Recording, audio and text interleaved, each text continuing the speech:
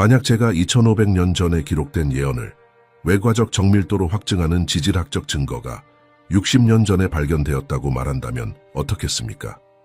상상해 보십시오. 1964년에 이스라엘 과학자들이 감람산에 호텔을 건설하기 위해 토양 조사를 하고 있었는데 갑자기 성경 예언 연구자라면 누구나 심장이 빨리 뛰게 만드는 무언가를 발견합니다. 단층선입니다. 활성 단층선입니다. 산 정상에서부터 500년 동안 봉인된 문까지 일직선으로 뻗어 있습니다. 그 방향은 정확히 동쪽에서 서쪽으로입니다. 마치 스가랴가 지질학이라는 단어조차 존재하지 않던 시대에 예언한 그대로입니다. 이 영상에서 여러분은 현대 과학이 어떻게 예수 그리스도의 재림에 관한 가장 구체적인 예언 중 하나가 문자적으로 성취될 무대가 이미 준비되었음을 밝혀내고 있는지 발견하게 될 것입니다. 준비하십시오. 여러분이 지금 듣게 될 내용이 성경을 바라보는 방식을 완전히 변화시킬 수 있기 때문입니다. 예루살렘에는 하늘과 땅이 너무나 깊이 만난 곳이 있어서 구속의 모든 역사가 그곳을 중심으로 돌아가는 것처럼 보입니다. 저는 감람산에 대해 말하고 있습니다.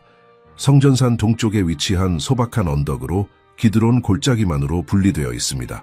외부에서 보는 사람에게는 예루살렘 풍경 속 수많은 언덕 중 하나에 불과해 보일 수 있습니다. 그러나 그곳에서 무슨 일이 일어났는지, 그리고 무엇보다 앞으로 무슨 일이 일어날 것인지를 이해하기 시작하면 여러분 내면의 무언가가 하나님의 계획의 위대함을 향해 깨어나게 됩니다. 시간을 거슬러 올라가 봅시다. 장면을 상상해 보십시오. 예수님께서 부활하신 후 40일 동안 제자들에게 나타나시며 하나님 나라에 관해 가르치십니다. 그리고 나서 그분은 그들을 특정한 장소로 데리고 가십니다. 그것은 임의적이지 않았습니다. 감람산이었습니다. 그곳에서 놀란 사람들의 눈앞에서 놀라운 일이 일어납니다. 사도행전 1장 9절부터 12절까지는 그 순간을 정확한 세부사항과 함께 묘사합니다. 예수님께서 그들이 보는 가운데 높이 들려 올라가셨고 구름이 그분을 그들의 시야에서 가렸습니다. 제자들은 방금 목격한 불가능한 일을 이해하려고 애쓰며 하늘을 뚫어지게 쳐다보고 있었습니다. 그리고 바로 그 놀람과 혼란의 순간에 두 천사가 나타나 2000년 동안 울려 퍼질 선언을 합니다. 너희 가운데서 하늘로 올려지신 이 예수는 하늘로 가심을 본 그대로 오시리라. 왜 하나님께서는 구원 역사의 그토록 중요한 순간들을 위해 이 지리적 위치를 선택하셨을까요?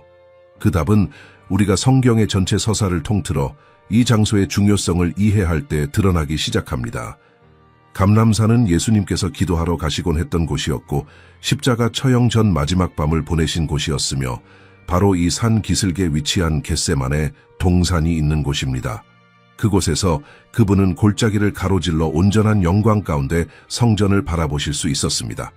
그리고 더욱 의미심장한 것은 우리가 종려주일이라고 부르는 날 예수님께서 바로 이 산을 통해 예루살렘으로 승리의 입성을 하셨다는 것입니다. 그 장면을 시각화할 수 있습니까? 군중들이 감람산 기슭을 내려오며 길에 겉옷을 펼치고 종려나무 가지를 꺾으며 다윗의 자손에게 호산나 주의 이름으로 오시는 이가 복이 있도다 라고 외칩니다. 누가복음 19장 37절부터 40절까지는 예수님께서 감람산 내리막길에 가까이 오셨을 때 제자들의 온 무리가 자기들이 본 모든 기적에 대해 큰 소리로 하나님을 찬양하기 시작했다고 전합니다. 그리고 바리새인들이 예수님께 제자들을 꾸짖으시라고 요청했을 때 그분은 깊은 의미가 담긴 말씀을 하셨습니다.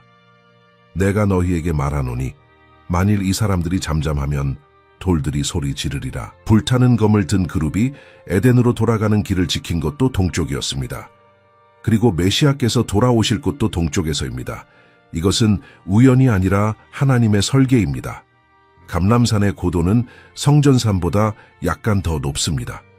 감람산 정상에 서 있으면 예루살렘 구시가지 전체, 성전산, 바위의 돔에 대한 특권적인 전망을 얻게 됩니다. 그것은 군사적으로나 상징적으로나 전략적 위치입니다. 그리고 고대 예언자들은 이것을 알고 있었습니다. 그들은 이 산에 대해 말할 때 단순히 시적인 언어를 사용한 것이 아니었습니다. 그들은 실제 지리에 대해 외과적으로 구체적이었습니다. 그러나 여기 여러분을 말문이 막히게 만들 것이 있습니다. 예수님의 승천을 목격한 바로 이 산, 그분이 하늘로 올라가신 바로 이 장소는 문자 그대로 지질학적으로 그분의 재림의 순간을 위해 준비되어 있습니다. 그리고 저는 은유나 상징주의에 대해 말하는 것이 아닙니다. 저는 땅의 물리적 구조에 대해, 지각판에 대해 수천 년 동안 땅 밑에서 휴면 상태로 있다가 정확한 순간에 활성화되기를 기다리는 힘에 대해 말하고 있습니다. 제자들은 그날 천사들이 말한 것을 완전히 이해하지 못했습니다. 어떻게 이해할 수 있었겠습니까? 그들은 아무도 지질학을 알지 못했던 시대에, 아무도 단층선에 대해 알지 못했던 시대에, 아무도 지진 측량을 하지 않았던 시대에 살았습니다. 그러나 하나님께서는 아셨습니다. 산들을 형성하시고 땅의 기초를 세우신 창조주께서는 이미 모든 세부사항을 계획하고 계셨습니다. 승천의 날 그곳에 있었다고 상상해 보십시오. 동쪽에서 해가 떠오르며 예루살렘에 이르기 전에 먼저 감람산을 비춥니다. 제자들이 성스러운 땅 위에 발을 딛고 서 있는데 문자 그대로 그들 아래, 지표면 수백 미터 아래에 언젠가 예언자들이 묘사한 그대로 열릴 지각의 균열선이 존재한다는 것을 전혀 알지 못합니다. 그들은 알지 못했지만 땅은 이미 준비되어 있었습니다. 무대는 이미 설치되어 있었습니다. 그리고 여기 우리 각자가 멈춰서 조용히 성찰해야 할 무언가가 있습니다. 만약 하나님께서 지리에 대해 그토록 구체적이시고 정확한 장소에 대해 그토록 세밀하시며 예언의 성취를 위해 필요한 지질 구조에 대해 그토록 정확하시다면 그분의 구속 계획의 모든 세부 사항에 대해서는 얼마나 더 구체적이고 의도적이시겠습니까? 아무것도 우연이 아닙니다. 아무것도 대략적이지 않습니다. 모든 것이 정확합니다. 감람산은 성경에서 단순한 지리적 좌표가 아닙니다. 그것은 하나님의 표지이며 하늘과 땅 사이에 이미 일어난 일과 아직 일어날 일 사이의 고정점입니다. 그것은 승천으로 약속이 봉인된 장소이며 재림으로 약속이 성취될 장소입니다. 그러나 이 성스러운 산의 역사는 우리가 상상하는 것보다 훨씬 더 많은 의미의 층을 가지고 있습니다. 그리고 이것은 우리를 특정한 예언으로 이끕니다. 너무나 상세하고 인간의 마음으로는 꾸며낼 수 없을 정도로 불가능한 예언으로 여러분이 그것의 정밀함을 이해할 때 여러분의 믿음은 상상조차 할 수 없었던 방식으로 강화될 것입니다. 왜냐하면 2500년 전에 살았던 스가랴라는 예언자가 이 산에 관해 현대 지질학 시대에야 완전히 이해될 무언가를 보았기 때문입니다. 이제 우리는 성경 전체에서 가장 놀랍고 구체적인 예언 중 하나를 깊이 탐구하겠습니다. 지리적이고 지질학적인 요소들이 너무나 상세하고 정확해서 2500년 전에 살았던 한 사람이 어떻게 이런 것을 쓸 수 있었는지에 대한 어떤 자연적 설명도 거부하는 예언입니다. 저는 스가랴 14 장사절에 대해 말하고 있습니다. 먼저 맥락을 말씀드리겠습니다. 스가랴는 그리스도보다 약 520년 전에 살았던 예언자였으며 유대인들이 바벨론에서 돌아와 예루살렘을 재건하던 포로 귀환 후 시기에 살았습니다. 그는 지질학적 지도에 접근한 적이 없었습니다. 지진계도 존재하지 않았습니다. 그의 시대에는 아무도 지각판이나 지진 단층이 무엇인지에 대한 최소한의 개념도 가지고 있지 않았습니다. 과학으로서의 지질학은 단순히 존재하지 않았습니다. 그 시대 사람들은 지진이 그 뒤에 있는 물리적 메커니즘을 이해하지 못한 채 단지 신적 분노의 직접적인 표현일 뿐이라고 믿었습니다. 그런데 스가랴는 이렇게 씁니다. 그날에 그의 발이 예루살렘 앞 동쪽 감람산에 서실 것이요.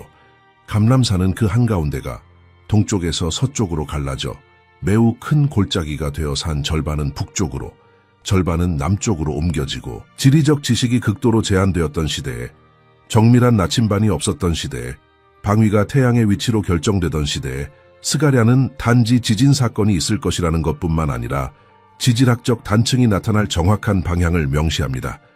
이것은 마치 기원전 500년에 누군가가 핵폭발의 기술적 세부사항이나 DNA 구조를 묘사하는 것과 같습니다. 그 시대의 인간 지식으로는 단순히 불가능합니다. 이제 여러분이 우리가 여기서 다루고 있는 구체성의 수준을 이해하도록 이것을 다른 성경 예언들과 비교해 봅시다. 많은 예언들은 상징적이고 시적인 언어를 사용합니다. 녹아내리는 산들에 대해, 떨어지는 별들에 대해, 포효하는 바다에 대해 말합니다. 그리고 이러한 묘사 중 얼마나 많은 것이 문자적인 것 대 비유적인 것인지에 대한 정당한 논쟁이 있습니다. 그러나 스가랴 14장사 절은 상징주의의 여지가 없습니다. 그것은 순수한 지리학입니다. 구체적인 방위입니다. 현대시대에나 완전히 이해될 정밀도를 가진 지질학적 현상에 대한 묘사입니다. 저와 함께 생각해 보십시오. 만약 스가랴가 단지 극적인 예언을 지어내고 있었다면 왜 그는 방향에 대해 그토록 구체적이었을까요? 왜 단순히 산이 파괴될 것이다 또는 산이 무너질 것이다 라고 말하지 않았을까요? 왜 지질학적으로 의미가 있는지 확인할 방법도 없이 동쪽에서 서쪽으로라고 명시하여 자신의 예언적 신뢰성을 걸었을까요? 물론 그가 아무것도 지어내지 않았다면 말입니다. 그가 진정으로 하나님께서 그에게 미래에 대해 계시하신 무언가를 보고 있었다면 말입니다. 그리고 더 있습니다. 여기에 사용된 히브리어 어휘는 믿을 수 없을 정도로 정확합니다. 갈라지다 또는 나뉘다에 해당하는 단어는 바카인데 이것은 문자 그대로 무언가를 두 부분으로 쪼갤 때처럼 갈라지거나 둘로 나뉘는 것을 의미합니다. 모호한 단어가 아닙니다. 실제 물리적 분리를 묘사하는 용어입니다. 그리고 히브리어로 한가운데라는 표현은 민헤츠요인데 이는 문자 그대로 그것의 중앙에서를 의미하며 분열이 중심이나 정상에서 시작되어 확장될 것임을 나타냅니다.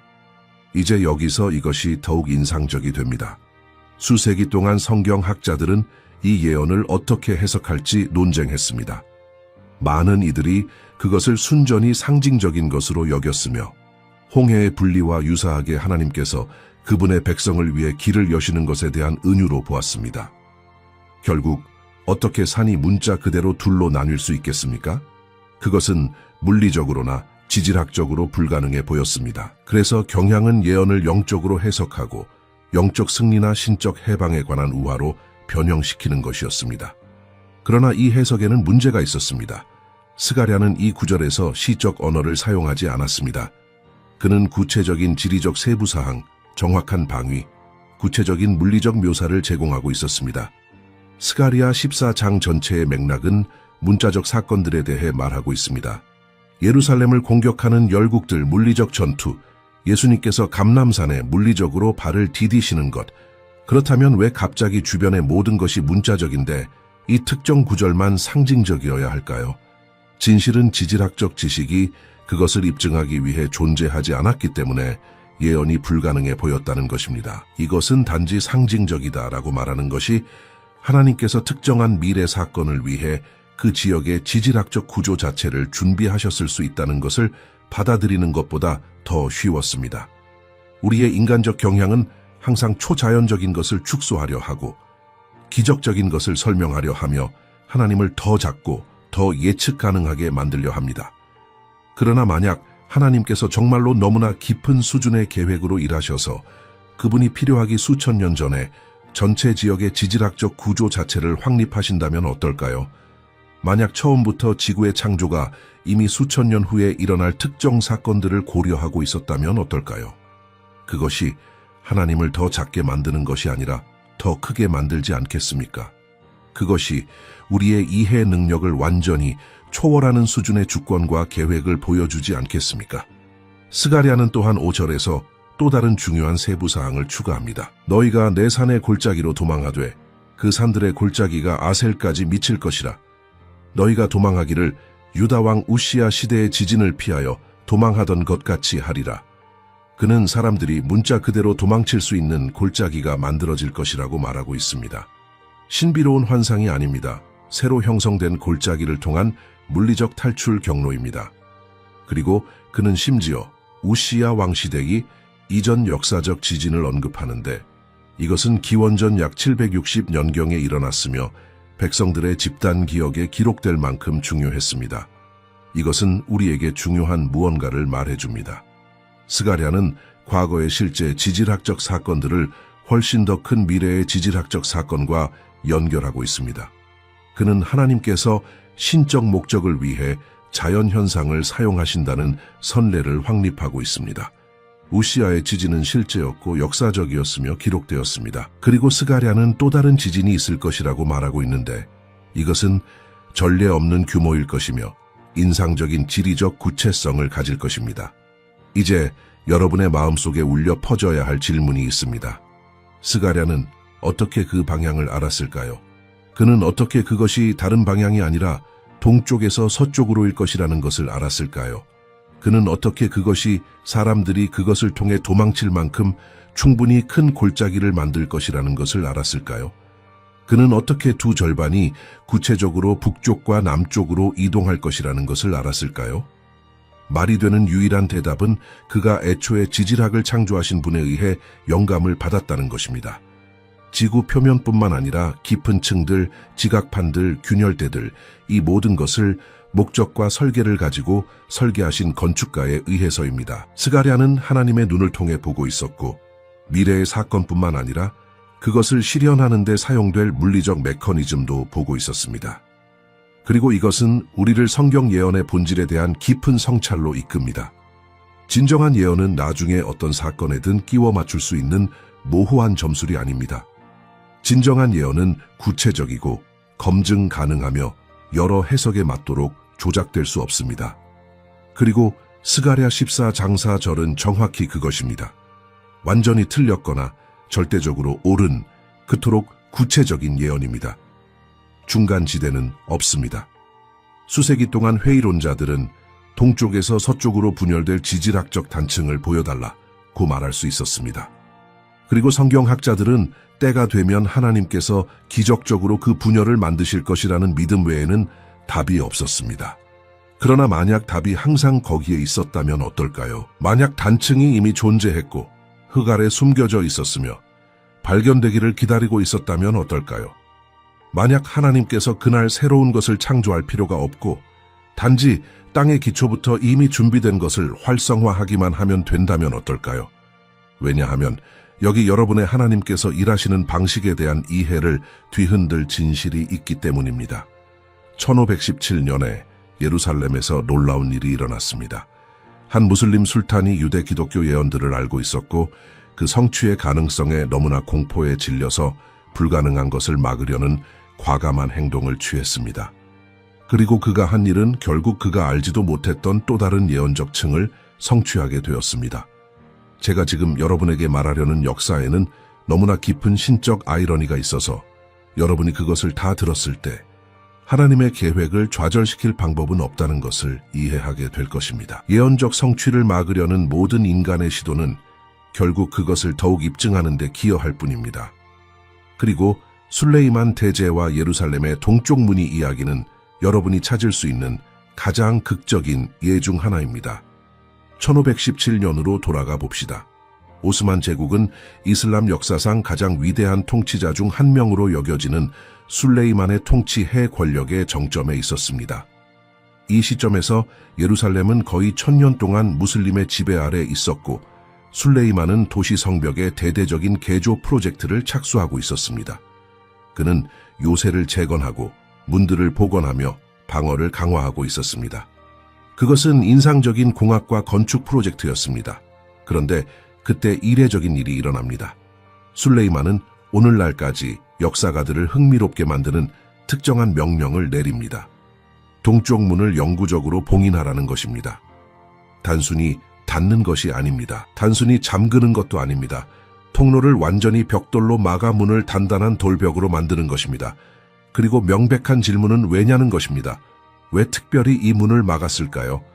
답은 술레이만이 아주 잘 알고 있던 유대 기독교 예언들에 있습니다. 오스만 지도자들은 그들이 통치하는 민족들의 종교적 신념에 대해 무지하지 않았습니다. 그들은 특히 예루살렘과 성전과 관련된 유대교와 기독교 전통을 연구했습니다.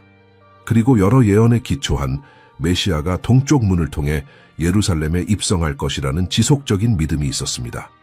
왜 특별히 이 문이 그토록 많은 예언적 의미를 가졌는지 설명해 드리겠습니다. 황금문 또는 자비의 문이라고도 불리는 동쪽 문은 구시가지 성벽의 동쪽에 위치해 있으며 성전산과 직접 정렬되어 있습니다. 그것은 고대 성전의 지성소가 있던 곳과 가장 가까운 문입니다. 그리고 더 중요한 것은 감람산의 시야선에 직접 있다는 것입니다. 이것은 성경 역사에서 평범한 문이 아닙니다.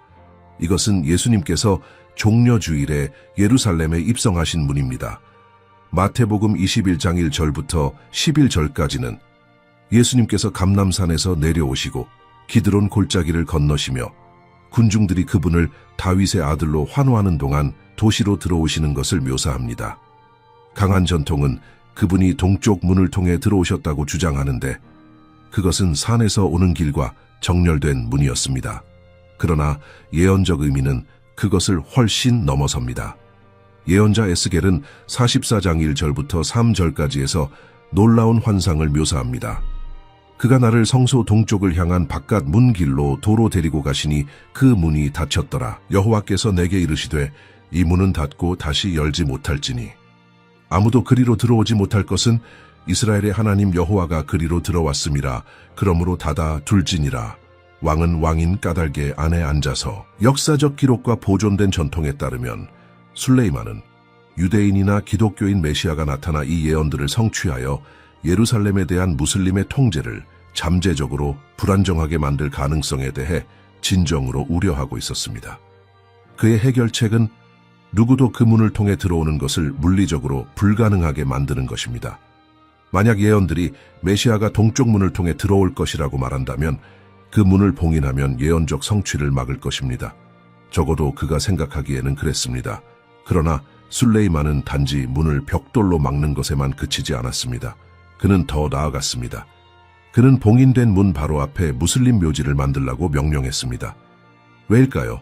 왜냐하면 유대 전통에 따르면 아론의 후손인 제사장 코헨은 의식적으로 부정해지지 않고는 묘지를 지나갈 수 없기 때문입니다. 그리고 만약 유대 메시아가 제사장 혈통이라면 그분은 그 문에 도달하기 위해 그 묘지를 지나갈 수 없을 것입니다.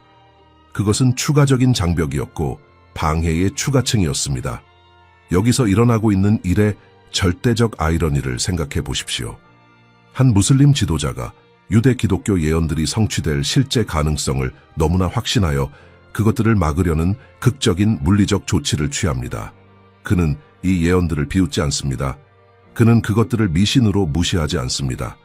그는 그것들을 너무 진지하게 받아들여서 그것들 때문에 예루살렘의 건축 자체를 변경하고 있습니다. 그리고 여기 최고의 신적 아이러니가 있습니다. 문을 봉인함으로써 술레이만은 무심코 에스겔의 예언을 성취했습니다. 에스겔은 그 문이 닫혀 있을 것이라고 말했습니다. 그리고 이제 그렇습니다. 에스겔은 오직 왕만이 그것을 통해 들어갈 수 있다고 말했습니다. 그리고 이제 그것은 물리적으로 봉인되어 있으며 진정한 왕이 오실 순간을 기다리고 있습니다. 술레이만은 예언을 좌절시키려 했지만 결국 그것의 부분적 성취의 도구가 되었습니다. 이제 거의 500년 동안 그 문은 봉인된 채로 남아 있습니다. 제국들이 왔다가 갔습니다. 오스만 지배가 끝났습니다. 영국 위임 통치가 왔다가 갔습니다. 이스라엘은 1948년에 국가로 재건되었습니다. 예루살렘은 1967년에 재통일되었습니다. 그리고 이 모든 극적인 변화를 통해 전쟁과 정복을 통해 권력과 권위의 변화를 통해 그 문은 봉인된 채로 남아 있습니다. 그러나 여기 수세기에 걸쳐 사건들을 조율하시는 하나님의 손을 보게 만들 것이 있습니다. 그 문은 영원히 봉인된 채로 남아있지 않을 것입니다. 왜냐하면 메시아가 동쪽에서 감람산에서 오셔서 예루살렘으로 들어가시는 것에 관한 여러 예언들이 있기 때문입니다. 스가랴 9장 9절은 왕이 어린 나귀를 타고 오시는 것에 대해 말합니다. 이사야 60장 1절은 주의 영광이 예루살렘 위에 떠오르는 것에 대해 말합니다. 그리고 물론 우리는 사도행전에서 예수님께서 올라가신 것과 같은 방식으로 돌아오실 것이라는 천사들의 약속을 가지고 있습니다. 그렇다면 질문은 이렇게 됩니다. 동쪽 문이 어떻게 열릴 것인가? 정치적 결정이 있을 것인가? 어떤 종교적 권위가 그것의 재개방을 명령할 것인가? 누군가가 단순히 그것을 철거할 것인가? 아니면 하나님께서 훨씬 더 극적인 계획을 가지고 계실까요? 인간의 허계, 정치적 결정에 종교적 허락에 의존하지 않는 계획, 문자 그대로 그 지역에 지질하게 암호화되어 있으며 활성화될 정확한 순간만을 기다리고 있는 계획. 왜냐하면 여기 우리가 그리고 있는 모든 점들을 연결할 계시가 있기 때문입니다. 동쪽 문은 특정한 지질학적 선의 경로에 정확히 위치해 있습니다. 감람산 정상에서 시작하여 그 문이 봉인된 바로 그곳에서 끝나는 선입니다. 그리고 1964년에 이스라엘 과학자들은 이 선에 관해 예언들이 어떻게 성취될 것인지에 대한 우리의 이해를 완전히 바꾼 무언가를 발견했습니다. 이제 우리는 세계의 모든 기독교 신문의 헤드라인에 있어야 하지만 놀랍게도 성경 예언 전문 서클 밖에서는 상대적으로 알려지지 않은 채로 남아있는 발견의 순간에 도달했습니다. 1964년에 일어난 일은 단지 흥미로운 과학적 발견이 아니었습니다. 그것은 성경 예언들이 단지 영적으로만 진실한 것이 아니라 지질학적으로 검증 가능하다는 물리적 확증이었습니다. 이야기는 꽤 평범하게 시작됩니다. 이스라엘 정부는 감람산 정상에 고급 호텔 건설을 계획하고 있었습니다. 그것은 예루살렘의 관광 개발의 일부인 정상적인 상업 프로젝트였습니다. 그러나 이스라엘에서 특히 역사적으로 중요한 지역에서는 건설 전에 완전한 지질학적 조사를 해야 합니다. 여러분은 토양이 안정적인지 산사태의 위험이 있는지 기초가 구조를 지탱할 것인지 알아야 합니다. 그래서 지질학자 팀들이 토양 시추, 지진 분석, 지하 매핑을 하기 위해 파견되었습니다. 기술적이고 일상적이며 과학적인 작업이었습니다. 아무도 암석 밀도와 토양 안정성에 관한 데이터 외에는 아무것도 발견할 것이라고 기대하지 않았습니다. 그러나 그들이 발견한 것은 그 지질학자들 중 일부를 멈춰 서서 그들의 성경을 다시 읽게 만들었습니다.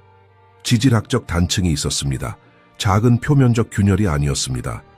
감람산을 가로지르는 중요하고 활성화된 지각 단층이었습니다. 그리고 여기서 이것이 놀라워집니다. 그 단층은 동쪽에서 서쪽으로 일직선으로 뻗어 있었습니다. 예언적 함의에 들어가기 전에 먼저 지질학적 측면에서 이것의 중요성을 설명해 드리겠습니다. 지각 단층들은 임의적인 방향을 따르지 않습니다. 그것들은 지각판의 움직임에 의해 지각의 압축과 확장 힘에 의해 그 지역의 지질학적 역사에 의해 결정됩니다. 예루살렘 지역은 아라비아판의 가장자리에 있으며 지구상에서 가장 중요한 균열대 중 하나인 리프트 계곡 근처에 있습니다. 이 지역의 대부분의 단층들은 리프트 계곡의 일반적인 방향을 따라 북쪽에서 남쪽으로 뻗어 있습니다. 그러나 감람산의 이 특정 단층은 그것은 동쪽에서 서쪽으로 뻗어 있습니다. 그 지역 단층들의 주요 방향의 수직입니다. 그리고 그뿐만이 아닙니다. 그것은 산 정상에서 시작하여 정확히 예루살렘의 동쪽 문 방향으로 뻗어 있습니다. 이제 여기서 확률을 계산해 봅시다. 2500년 전에 글을 쓴 스가랴는 감람산이 동쪽에서 서쪽으로 분열될 것이라고 명시합니다. 그는 지질학적 지식에 접근할 수 없었습니다. 그는 지각판에 대해 알지 못했습니다. 그는 시추 장비나 지진계를 가지고 있지 않았습니다. 그는 순전히 예언적 계시로 작업하고 있었습니다. 그리고 그는 단지 분열이 있을 것이라는 것뿐만 아니라 그 분열의 정확한 방향을 맞췄는데 그것이 그 지역의 지배적인 지질학적 방향과 반대였음에도 불구하고 말입니다. 만약 스가랴가 단순히 추측하거나 지어내고 있었다면 그가 특정 방향을 맞힐 확률은 기껏해야 4분의 1이었을 것입니다. 북남 동서, 북동남서 또는 북서남동. 그러나 그 지역의 단층들의 자연스러운 방향이 북남이라는 것을 고려하면 지역의 지질학적 형성에 대한 관찰에 기초하여 추측하는 사람은 아마도 그 방향을 선택했을 것입니다. 그래서 스가랴는 지질학적으로 가장 가능성이 낮은 방향을 선택했고 2500년 후 우리는 그가 절대적으로 옳았다는 것을 발견했습니다. 그러나 기다리십시오. 왜냐하면 더욱 인상적이 되기 때문입니다. 그 단층은 단지 존재하고 올바른 방향으로 뻗어 있을 뿐만 아닙니다. 그것은 또한 예언이 있어야 한다라고 말하는 곳에 정확히 위치해 있습니다. 스가랴 14장 4절은 이렇게 말합니다. 그날에 그의 발이 감람산 위에 서실 것이요 산 정상입니다. 그리고 그 단층은 정확히 정상에서 감람산의 가장 높은 지점에서 시작합니다. 그리고 그것은 어디서 끝날까요? 동쪽 문과 정확히 정렬된 곳에서입니다.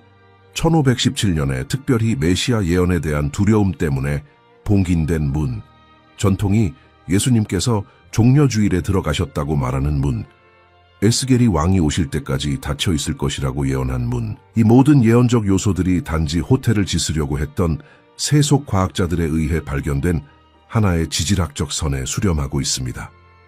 이제 일부 회의론자들은 글쎄요, 아마도 그 지역에는 많은 지질학적 단층들이 있고 당신은 단지 예언과 편리하게 정렬되는 하나를 선택하고 있는 것입니다. 라고 주장할 수 있습니다. 그러면 이것을 직접 다루어 봅시다. 예루살렘 지역에는 여러 단층들과 균열들이 존재합니다. 그것은 지진 활동이 활발한 지역입니다. 그러나 이 단층들의 대다수는 리프트 계곡의 북남 방향으로 뻗어 있습니다. 감람산 정상에서 동쪽 문까지 동서로 뻗어 있는 이 특정 단층은 그 지역에서 지질학적으로 비정상적입니다.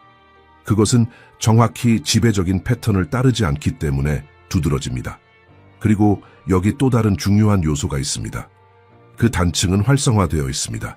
그것은 오래되고 안정화된 균열이 아닙니다. 그것은 지각 긴장을 유지하고 있는 지각의 약한 지대입니다.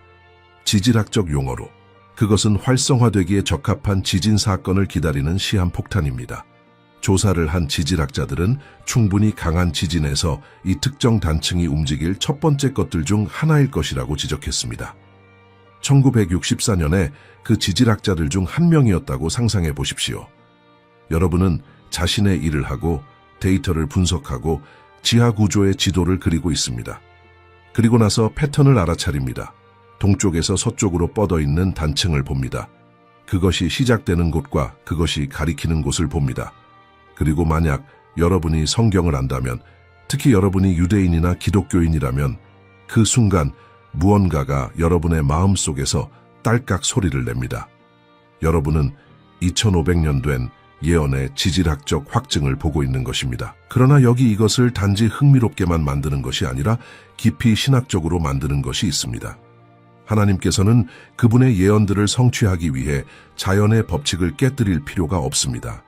그분은 성취를 염두에 두고 자연의 법칙 자체를 확립하셨습니다. 지질학적 단층은 재림의 순간에 기적적으로 창조되지 않을 것입니다. 그것은 이미 존재합니다. 이미 거기에 있습니다. 하나님께서는 단순히 그분이 창조하신 자연의 힘들이 그들의 과정을 따르도록 허락하시기만 하면 됩니다. 이것의 지혜를 생각해 보십시오. 회의론자들은 종종 기적이 자연의 법칙을 위반함으로 실제일 수 없다고 말합니다. 그러나 만약 하나님의 가장 위대한 기적들, 이 단순히 그분이 그분의 목적을 성취하기 위해 정확한 순간에 정확한 방식으로 그분 자신이 확립하신 자연 법칙을 사용하시는 것이라면 어떨까요? 지질학적 단층은 수천 년 동안 거기에 있었으며 전체 지역을 형성한 동일한 지각 과정에 의해 형성되었습니다. 그러나 그것의 위치, 그것의 방향, 미래 활성화의 타이밍, 이 모든 것은 그것을 위반하지 않으면서 단순히 자연적인 것을 초월하는 신적 설계의 일부입니다. 이것은 또한 하나님께서 시간 속에서 어떻게 역사하시는지에 대한 깊은 진리를 알려줍니다. 하나님께서 지구를 창조하시고 대륙들을 세우시며 산들을 형성하실 때 그분은 이미 수천 년 후에 일어날 특정한 사건들을 계획하고 계셨습니다. 감람산은 무작위로 형성된 것이 아닙니다. 그 지질학적 구조, 내부의 단층들, 이 모든 것이 목적을 가지고 세워졌습니다. 하나님께서는 그것을 목격할 어떤 인간도 존재하기 전부터 구속 드라마의 마지막 막을 위한 무대를 준비하고 계셨던 것입니다. 그리고 여기 우리를 경외심과 경외로 가득 채워야 할 무언가가 있습니다. 만약 하나님께서 지질학을 그토록 세심하게 계획하셨다면, 만약 그분께서 특정한 사건들을 위해 지구의 물리적 구조를 그토록 앞서서 준비하셨다면 당신의 삶을 위한 그분의 구속 계획의 모든 세부 사항을 얼마나 더 계획하셨겠습니까? 만약 바위들 자체가 예언적으로 배치되어 있다면 당신의 존재, 당신의 환경, 역사 속 당신의 시간이 얼마나 더 신성한 목적을 가지고 있겠습니까? 1964년의 발견은 기독교 공동체를 위한 전 세계적 각성의 순간이었어야 했습니다. 과학이 2500년 된 성경 예언을 확증하다라는 헤드라인을 만들어내야 했습니다. 그러나 대부분 주목받지 못한 채 지나갔고 오직 소수의 전문가들과 예언학자들만 알고 있었습니다. 아마도 세상이 아직 그 함의를 처리할 준비가 되지 않았기 때문일 것입니다. 또는 완전한 성취가 여전히 미래에 있었고 하나님께서 이 증거를 더 필요한 때를 위해 보관하고 계셨기 때문일 수도 있습니다. 왜냐하면 지금 그 발견 이후 수십 년이 지난 후 우리는 성경에 대한 회의론이 그 어느 때보다 높은 시대에 살고 있기 때문입니다. 사람들이 성경을 고대 신화, 원시적 전설, 인간의 발명품으로 치부하는 시대입니다. 그리고 이 모든 회의론 한가운데 감람산 아래에는 지질학적 단층이 있습니다. 조용하고 인내심 있게 어떤 회의론자도 부인할 수 없는 방식으로 2500년 된 예언을 입증할 그 순간을 기다리고 있습니다. 그러나 지질학적 단층은 이야기의 일부일 뿐입니다. 왜냐하면 여러 예언들이 이 단층이 활성화될 때 무슨 일이 일어날지에 대해 말하고 있기 때문입니다. 그리고 당신이 이 모든 예언적 조각들을 맞출 때 성경이 1964년에 발견된 이 단층을 활성화시킬 사건을 어떻게 묘사하는지 볼 때 당신은 우리가 지금까지 예언된 가장 큰 지진 사건에 대해 말하고 있다는 것을 깨닫게 됩니다. 예루살렘의 지형을 문자 그대로 바꾸고 전 세계를 변화시킬 사건들을 시작할 지진입니다. 그러니 여기 우리가 있습니다. 고대 예언들, 극적인 역사, 그리고 현대 지질학적 발견들을 통한 이 인상적인 여정을 거쳐온 후에 말입니다. 우리는 스가랴의 예언을 그 불가능한 정확성과 함께 보았습니다. 감람산이 갈라질 것이라는 것뿐만 아니라 정확히 동쪽에서 서쪽으로라는 방향을 명시했습니다. 2500년 전 그가 자연적 수단으로는 알 수 없었던 방향입니다. 우리는 1517년에 술레이만 대제에 의해 동쪽 문이 봉인되는 것을 보았습니다. 그는 메시아 예언의 성취에 너무나 두려워한 나머지 물리적으로 그것들을 막으려 했지만 부주의하게 또 다른 예언적 층을 성취했습니다. 그리고 우리는 1964년에 지질학적 발견을 보았습니다. 세속 과학자들이 단순히 호텔을 건설하려다가 스가랴의 말씀이 상징적 시가 아니라 실제 지질학적 특징에 대한 문자적 묘사라는 물리적 증거를 우연히 발견했을 때 그것은 산 정상에서 봉인된 문까지 정확히 동쪽에서 서쪽으로 달리고 있었습니다. 이것들은 세계에 고립된 사건이 아닙니다. 세기를 거쳐 수렴하는 3명의 증인들이며 각각이 다른 것을 입증하고 모두가 땅이 흔들리고 산이 갈라지고 돌아오겠다고 약속하신 그분이 승천하신 바로 그 장소에 다시 발을 디디실 미래의 순간을 가리키고 있습니다. 그러나 이것은 흥미로운 성경적 호기심으로 보관할 정보만이 아닙니다. 당신의 신학적 지식 컬렉션에 추가할 또 하나의 예언 연구만이 아닙니다. 이것은 당신이 오늘 어떻게 사는지, 당신의 삶을 어떻게 우선순위를 정하는지, 당신의 시간과 에너지를 어떻게 투자하는지를 근본적으로 변화시켜야 할 계시입니다. 만약 예언들이 그토록 구체적이고 그토록 검증 가능하고 심지어 세속 지질학자들조차 알아채지 못한 채 문서화하고 있는 물리적 증거로 확증된다면 그리스도의 재림은 추상적이고 먼 개념이 아닙니다. 그것은 우리가 영적으로 준비해야 할 임박한 현실입니다. 그러니 깊은 성찰을 위한 몇 가지 질문을 드리겠습니다. 당신의 오늘의 삶은 당신이 이 예언들의 문자적 성취를 목격할 세대가 될 수 있다는 믿음을 반영하고 있습니까? 당신의 관계들, 당신의 선택들, 당신의 우선순위들이 징조들이 정렬되고 있다는 의식과 일치합니까? 그리고 가장 중요한 것은 만약 오늘이 감람산 아래 땅이 흔들리는 날이라면 당신은 돌아오시는 그분을 만날 준비가 되어 있습니까? 댓글에 이 발견들이 당신의 믿음에 어떤 영향을 미쳤는지, 어떻게 당신의 관점을 바꾸었는지, 예언과 지질학을 통한 이 여정이 당신의 마음에 무엇을 일깨웠는지 남겨주세요. 성경의 진지한 학생들이 통찰력을 나누고 질문을 하고 우리가 살고 있는 시대에 대한 이해 속에서 함께 성장할 수 있는 대화의 공간을 만들어 봅시다. 그리고 만약 당신이 이 예언적 발견의 여정을 계속하고 싶다면, 만약 당신이 고대 선지자들이 오직 환상으로만 볼 수 있었던 날들에 우리가 살고 있다는 더 많은 증거를 탐구하고 싶다면 중요한 것으로 당신을 초대해야 합니다. 지금 당장 이 채널을 구독하세요. 왜냐하면 우리는 정기적으로 성경을 우리가 살고 있는 현실과 연결하는 이와 같은 계시들을 가져오기 때문입니다. 마지막 때의 징조들에 관한 완전한 재생 목록을 시청하세요. 각 영상이 우리 눈앞에서 맞춰지는 예언적 퍼즐의 한 조각입니다. 성경의 신비들을 밝히고 수세기 동안 숨겨져 있던 진리들을 빛으로 가져오고 당신을 종말 사건들의 단순한 관찰자가 아니라 무슨 일이 일어나고 있는지 영적으로 이해하는 사람으로 준비시키는 채널의 다른 영상들을 탐구하세요. 왜냐하면 곧, 아마도 아주 곧 땅이 흔들리기 시작할 것이기 때문입니다. 승천을 목격한 산이 재림을 목격할 것입니다. 두려움으로 봉인된 문이 권능으로 열릴 것입니다. 그리고 하늘이 찢어져 언젠가 약속하셨던 그분을 드러낼 것입니다. 보라, 내가 속히 오리라. 그날 돌들이 문자 그대로 외칠 때, 지질학이 어떤 회의론자도 부인할 수 없는 방식으로 예언을 확증할 때, 불가능한 것이 전 세계 수십억 명의 눈앞에서 보이게 될 때 중요할 유일한 질문은 이것입니다.